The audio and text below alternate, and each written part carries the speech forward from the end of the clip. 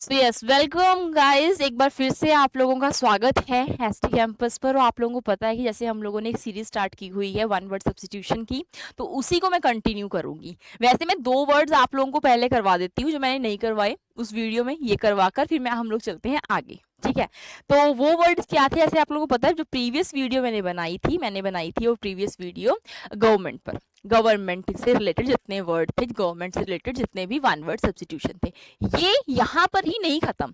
जैसे मैं ये कह दूं कि यहाँ तक ही आपने पढ़ना है, जी नहीं, इसके आगे भी हैं। बट आप लोगों को इतना माइंड अपना जो प्रिपेयर कर लेना कि यस ये वाले वर्ड हमने देखे भी हुए हैं एग्जाम में, वो क्वालिफाई नहीं कर पाए थे that time.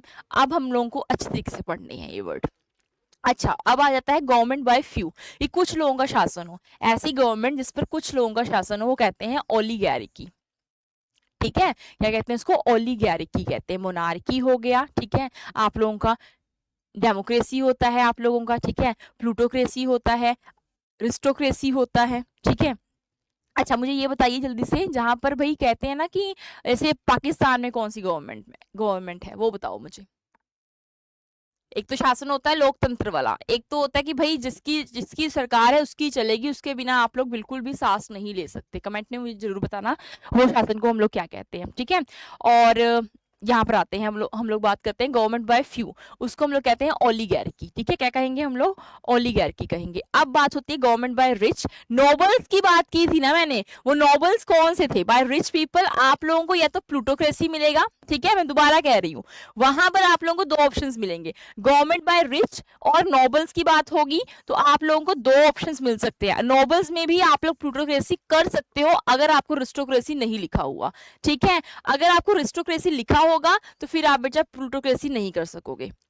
Government by rich आपका प्लूटोक्रेसी होगा, गवर्नमेंट बाय नोबल आप लोगों का रिस्टोक्रेसी होगा। प्रीवियस वीडियो में मैंने बताया था कि बाय रिच पीपल तो प्लूटोक्रेसी होगा कि आप लोगों का क्या होगा, रिस्टोक्रेसी भी आ सकता है, इसमें दोनों आ सकते हैं, ये याद रखना, ठीक है। अगर तो ऑप्शंस में दोनों होंगे तो फिर तो बेटा ये एग्जैक्टली ये चूज करना। अगर ऑप्शंस में एक ही है, ऑप्शन में एक ही दिया हुआ है तो then you can remember two words, ठीक है। ये आप लोगों को रिमेंबर रखो दो वर्ड्स इसके लिए। एक तो आपका हो गया रिच और नोबल का आ गया, प्लूटोक्रेसी आ गया, आपका आ गया रिस्टोक्रेसी, ठीक है। कौन सा आ गया? रिस्टोक्रेसी। और आर्टिस्ट नहीं होता है, रिस्टोक्रेसी के स्पेलिंग अलग है, आर्टिस्ट वाले स्पेलिंग नहीं है, ठीक है। चलते हैं नेक्स्ट वाला करते हैं, work whose writer is unknown. एक ऐसा वर्क जिसका राइटर हमें पता ही नहीं है। ये बहुत बार आप लोगों ने कोई पोइम पढ़ी होगी और पोइम के नीचे लिखा होता है अनजाना। अनजाना मतलब क्या है? इसका नाम ही नहीं है, किसी ने लिख दिया छोड़ दिया, वो चाहता ही नहीं है कि मतलब मैं अपना नाम रिवील करूं। जैसे कि आप लोग लव लेटर लिख देते थे कई बार, है ना, छोटे होते हुए या कॉलेज टाइम पर आपको कोई अच्छा लगा, आपने लव लेटर लिख दिया, नीचे अपना नाम नहीं लिखा क्योंकि आप डरते थे पता लग गया तो जो बात करती है उससे भी गई वो, है ना, वो बातें भी नहीं करेगी हमारे साथ। सो दैट्स वाई क्या होता है, a work whose writer is unknown, नहीं पता इसका, उसको कहते हैं एनोनिमस, ठीक है। एनोनिमस पोइट, बहुत सारे पोइट आप लोगों को मिलेंगे लिटरेचर में जिन्होंने अपना कुछ भी आइडेंटिटी नहीं बताई, लिख दिया वर्क, वो देखा बहुत अच्छा लगा तो वहां पर लिखा था एनोनिमस, नीचे लिखा जाता है एनोनिमस। ये याद रखिएगा, ये वाला आपको पूछा जाएगा, इंपॉर्टेंट था। चलिए, अब मैं बना बिल्कुल इससे मैं आपको बता रही हूँ कि ऐसे आप लोगों को वर्ड्स याद रखने हैं जो कि लिटरेरी वर्क से होते हैं। लिटरेरी वर्क क्या होता है? जो कि लिटरेचर से हो या ऐसे मतलब कुछ आर्ट वर्क से रिलेटेड जो आपको वर्ड है, जो शब्द हैं, उनको याद करना है।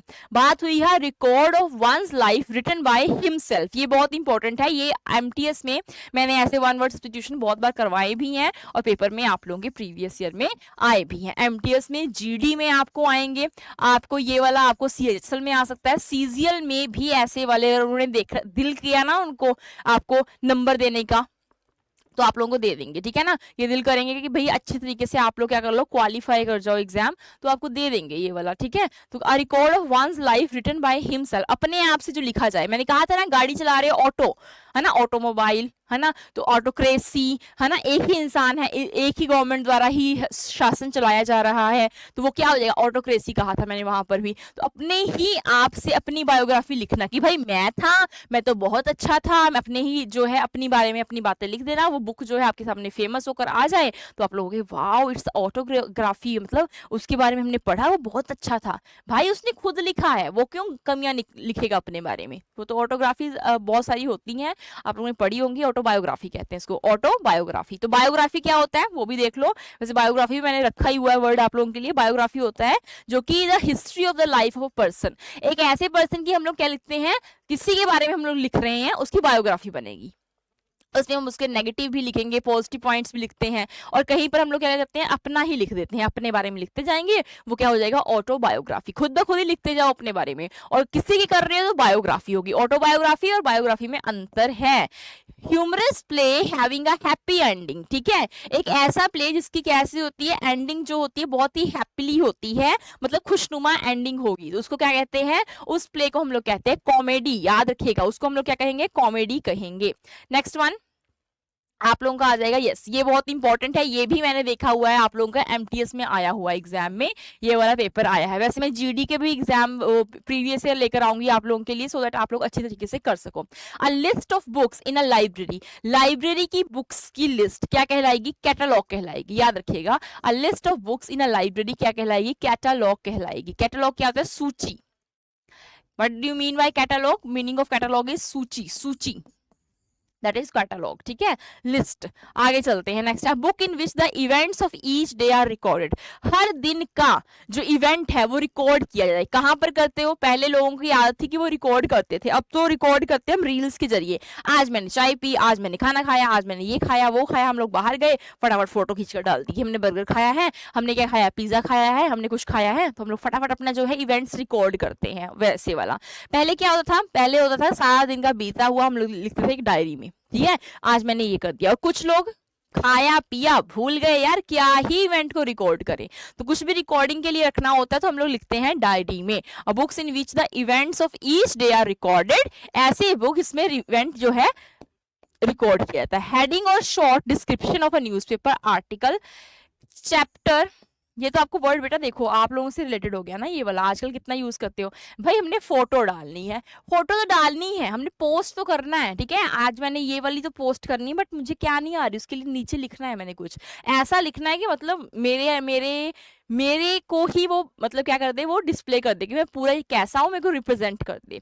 तो उसके लिए मुझे वर्ड्स चाहिए होते हैं, उसके लिए हम लोग क्या कहते हैं कि यार मुझे फोटो डालनी है बट मेरे को कैप्शन नहीं मिल रहा, कोई कहते हैं कैप्शन नहीं मिला है, कैप्चर करते हो, अपने आप को कैप्चर करते हो, फिर चाहते हो कि मैं जैसा दिखता हूँ वैसा कुछ लिख दूं नीचे, तो वो आपका कैप्शन बन जाता है। तो याद रखिएगा हेडिंग, हेडिंग को याद रखिए, आप चाहते हो कोई हेडिंग दे दें, short description of a newspaper article, chapter of a book, that is called caption. याद रखना है कैप्शन, आप लोग न्यूज़पेपर खोलोगे पहली हेडलाइन देखते हो उसका कैप्शन हो जाता है।